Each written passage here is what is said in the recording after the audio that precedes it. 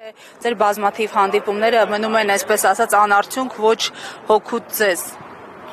Նես չէ, որ անարդյունք, հա։ Մենք էկոնոմիկայի նախարարի հետ պայմանավորվածություն ունենք հանդիպելու, նամակը գրված է, պետք է օր նշանակեն, հանդիպենք, ու մի շարք հարցեր ենք դրել, հա, էկոնոմիկայի նախարարության հետ քննարկելու համար։ Մենք սպասում ենք իրենց ոնց որ պատասխանին եւ այդ օրը լինելու։ Հանդիպումից դուրս գալուց առաջ ձեր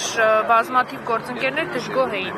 էկոնոմիկայի նախարարությունից, ասելով, որ իրենք ընդհանրապես խնդրից տեղյակ չեն, ուղղորդում են այս նախարարություն։ Չէ, գիտեք ոնց է, ըստ երևույթի մեր նախարարությունները ոչ մեկ իրավասուչի ինչ որ մի որոշում կայացնելու, հա,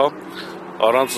գերագույն հրամանատարի, հա, ես այդպես եմ հասկանում, դա իմ սուբյեկտիվ կարծիքն է։ Ու իրականում ինձ թվում է դա այդպես է։ Էկոնոմիկայի նախարարը ասում է, որ մենք չենք կարա, դա մեր գործը չի, որ մենք նման օրենքը կասեցնելու ինչ որ բան տանք, բայց դե եթե էկոնոմիկայի նախարարությունը այդ ամեն ինչի հետ կապ չունի, այսինքն մեր երկրում պետք չէ, հա, երևի այդ նախարարությունը։ Ասում է Նիկոլ Փաշինյանը բազմիցս պաշտպանել է հարկային այսպես կոչված փոփոխությունը, փոփոխությունն էլ է պաշտպանել, ասել է, որ ճիշտ է այս փոփոխությունը եւ դուք պետք է կարծեք հարմարվեք իրավիճակի, ներկայացնեք փաստաթղթեր եւ այլն, այսինքն օրենքի տառին համապատասխան պետք է գործեք։ Այս առնչությամբ ինչ դիտարկումներ ունեք, Փաշինյանը շարունակում է պաշտպանել, հետեւաբար եթե նշում եք, որ էկոնոմիկայի նախարարն էլ ասել է ինքը իրավասուչ է կասեցնել, որը պիտի լինի հաջորդ քայլը ձեր։ Հաջորդ քայլը մենք էլի հավաքվելու ենք, էլի մեր ձայնը լսելի ենք դարձնելու։ Ինչ մնում է պարոն Փաշինյանը, որ ասում է դա ճիշտ է։ Ի սկզբանե իրանք ժողովրդին մոլորության մեջ են գցել։ Երբ որ իրենք արտահայտվում են, ոչ միայն պարոն Փաշինյանը, շատերը, հա, կառավարությունից, ասում են, որ եթե դուք թղթավորեք ձեր ապրանքները, ընդհանուր մինչև 1% դուք կարող եք ձեր հարկերը նվազեցնել։ Նման բան գոյություն չունի։ Տեսեք, մարդը, որ յուրաքանչյուր տնտեսվարողը ապրանքը թե կներմուծի,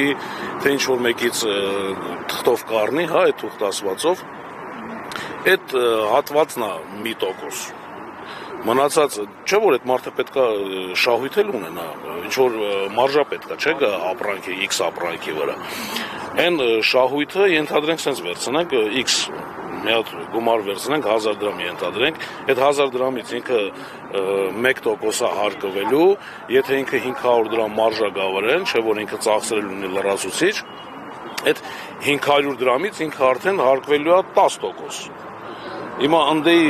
ինչ թուղթ պետք է լինի, հա, որ այդ տոկոսը իջացնեն 1%-ի։ Ես այդպես բան չեմ տեսնում։ Ասում եմ, ուզում են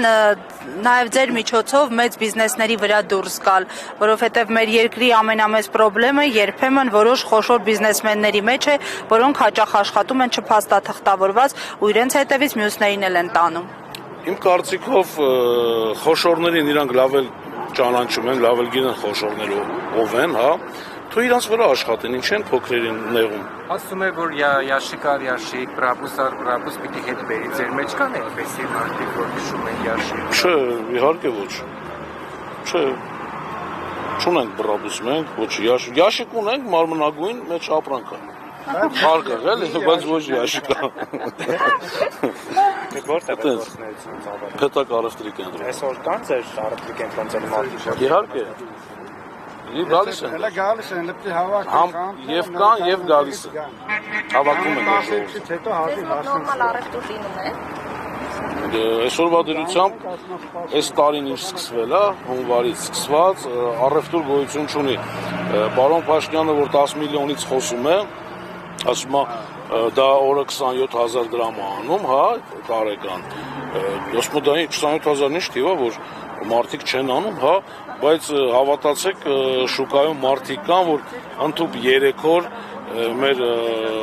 ժողովրդական լեզվով ասված սֆտա բառ հա գոյություն ունի, մարդիկ սֆտա էլ չեն անում։ 3 օրով։ Նահարկինքի վրա։ Երբ որ Սուրնալուի պայթյունից հետո պետական ստուգումներ էր եւ մի քանի օր փակ էր, շուկան չէր աշխատում, շատ մեծ թվով աշխատակիցներ դուրս են եկել, ինչպես կառավարության շենքի մոտ, այնպես էլ տարբեր գերատեսչություններ։ Ինչու այսօր այդ նույն քանակը չեն տեսնում։ Այսօրվա դրությամբ տեսեք, էլի գալիս ենք նույն հարցին, քանի որ առևտուր չկա, յուրաքանչյուր տնտեսվարողը մտածում է ինքը իր աշխատանքի տեղում գտնվի, կարող է։ Այսօր ասացիք աշխատանքային չէ, փակ է շուկան առավել եւս այսօր։ Այսօր հանգստի օր է, բնականաբար։ Չէ, հիմա եթե մենք համեմատականներ ենք անցկացնում, ես իմ միտքը չեմ ավարտում, դուք ձեր երկրորդ հարցն եք տալի, հա։ Տեսեք, այն ժամանակ յուրաքանչյուր մարդ ուզում էր աշխատել։ Ամբողջական շուկան փակ էր, հա, մարդիկ դուրս են եկել փողոց, որպեսզի թույլ տային շուկան բաց լինել եւ աշխատել։ Այսօրվա դրությամբ չաշխատելու ինչ-որ բաներ չկան, հա, բայց աշխատանք չկա, գործ չկա, առևտուր չկա։ Մարդիկ էլ մտածում են գտնվեն աշխատավայրերում, ինչ որ մի հարց կարանան լուծեն, այդ նույն հարկը գոնե կարանան աշխատեն, հարկը տան, որ խնդրի առաջ չկանգնեն, գործ չեղած ժամանակ մի հատ էլ ինչ որ տուգանքներ լինի, երամսյա հաշվետվությունը ժամանակին չտան, հա, տեղավարձեր կան, որը որ ոչ մեկին հետաքրքիր չի, դու աշխատել ես, թե չես աշխատել, տեղավարձը պետք է տաս, որ կարողանաս շարունակես քո աշխատանքը։ Դա նպաստում է այսօրվա դրությամբ մի խոսքով լավ կյանքից չէ, եթե մարդիկ առևտուր ունենային, գործ անեին, հաստատ 3 օրեր, 4 օրեր, 10 օրեր կփակեին իրենց հաշվին, կգային իրենց ձայնը, կբարձրաձայնեին, բոլորին հետաքրքիր է, բոլորը հարցնում են, մասնակցում են ինչ-որ մի այլ ձևով, ոչ թե ֆիզիկապես տեղ կանգնած, այլ ձևով ինչ-որ, ասենք, իրենց մոտիկներին են, հա, այս ամեն ինչը կիսվում են, ասում են, եւ մարդիկ գալիս են, այս չէ, որ չեն գալի։ Ձեր անունը հասկանալի։ Արթուր Գևորգյան։ Շնորհակալություն։ Գագիկ Ալավերդյան, ուրեմն ժողովուրդ այսօր հանգստյան օր է, բոլոր յարմարքերը չեն աշխատում, ինչպես դուք գիտեք, դե մինչև այդ որ ժողովուրդը բան արին, որոշել են, որ անենց օր լինի, որ մարդիկ տեղի փող են մուծում, անենց լինի գան իրանց հանգստյան օրը, որ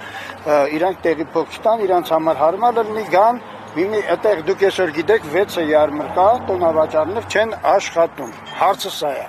Հիմա մարդիկ էլ որոշել են, ասեն մենք կհավաքվենք մեր տոնավաճառները, դիմացան դերից նոր գքան։ Իսկ եթե ժողովրդին ասում է 11-ին եթե այնտեղ հավաքվեն, հազիվ մի ժամ կտևի միջև։ Դուք Պապոյանի հետ հանդիպմանը մասնակցեցիք։